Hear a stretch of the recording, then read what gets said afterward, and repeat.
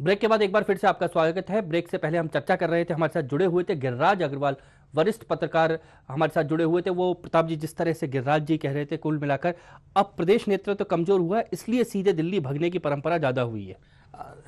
आशीष, इसका असर जो होगा वो आने वाले चुनाव में ये पता लगेगा कि पिछले ही चुनाव से हम देख रहे हैं कि जो दिल्ली की जो विधानसभा से लेकर लोकसभा, यहाँ तक कि पार्षदों तक के टिकट का बंटवारे में दिल्ली की दखलंदाजी बढ़ गई और कुल जो विधानसभा के और लोकसभा के चुनाव तो उनका टिकट का बंटवारा घोषणा तक दिल्ली दरबार से होने लगी है। तो ये साफ तौर पे जाहिर करता है कि यहाँ नेता जो है कमजोर होते जा रहे हैं, अपने अधिकार और शक्तियों को अपने आकाओं को, अपने गॉड फादरों के हवाले करते जा रहे हैं और उसका लाभ बड़ा दिल्ली दरबार को मिल रहा है। दिल्ली दरबार बिना बात ही कोई कुछ मेहनत किए बिना ही स्ट्रांग हुए जा रहा है और ये दिल्ली दरबार की दौड़ तब तक चुनाव तक। प्रताप जी, दोनों राजनीतिक दलों में दौड़ जब से ज्यादा बढ़ी है, जब से प्रदेश नेतृत्व को कहीं ना कहीं हिलाने की बात होने लगी है, कांग्रेस और बीजेपी दोनों जगह पे। ये खेल भी आशीष, ये यहाँ से शुरू नहीं हुआ है, ये खेल भी दिल्ली से शुरू हुआ है क्योंकि दिल्ली का दरबार भी चाहता है कि यहाँ हमेशा असंतोष बना रहे, लोग आपस में झगड़ते रहें, वही इस मंदिर में आस्था बनी रहे। बिल्लियां झगड़ती रहें तभी तो बंदर को रोटी मिलेगी। और कुल मिलाकर वो जो बंदर वाली कहानी याद कर करके दिल्ली दरबार ने अपनी पूरी गोटियां बिछा रखी हैं और बिल्लियां लड़ रही हैं।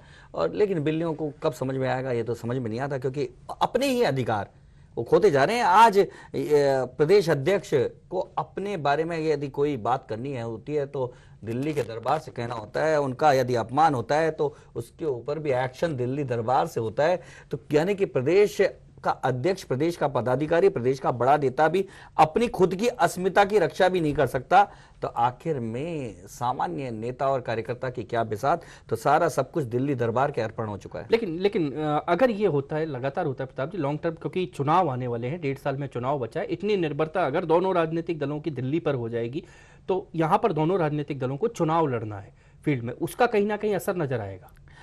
बिल्कुल असर नजर आएगा और ऐसा ही होगा कि दिल्ली दरबार जिसको चाहेगा, दिल्ली दरबार तक जिसकी पहुंच होगी, जो दिल्ली दरबार के पिछले दरवाजे से अंदर घुस जाएगा वो टिकट ले आएगा। ऐसा हुआ है, हमने देखा है कि पिछले जो इलेक्शन के दौर में यहाँ तक कि आरोप लगे कि दिल्ली दरबार के कई मुश्तुंडों ने टिकट बेच दिए और यहाँ आने के बाद पता लगा कि कौन है जो टिकट लेके आया, वो हवाई था और हवा में उड़ गया और दोनों ही पार्टियों को उसका नुकसान हुआ।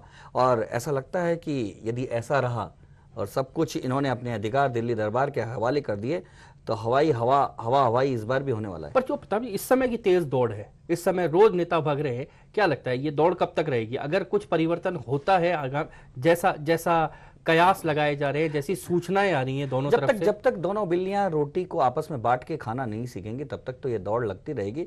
इसलिए यहाँ के नेताओं को समझना चाहिए कि आपस में मिल बांट के यहीं मसलों को सुलझा लें, नहीं तो मुझे लगता है कि ये जो दौड़ है ये बढ़ती जाएगी, क्योंकि रोटी की छीना झपटी जो है वो बहुत ज्यादा बढ़ती जा रही है और दोनों जगह पर बढ़ती जा रही है। क्योंकि बीजेपी से जो खबर आ रही है, कांग्रेस से ज्यादा हालात खराब बीजेपी में है, क्योंकि बीजेपी में तो पूरी की पूरी तरह से शरणम गच्छामी हो चुके हैं। एक के बाद एक दिल्ली का एक छोटा मोटा बड़ा नेता आता है और वो यहाँ अफसरशाही करके और सबसे पूछ कर चला जाता है और वहां जाके ऑर्डर कर देता है।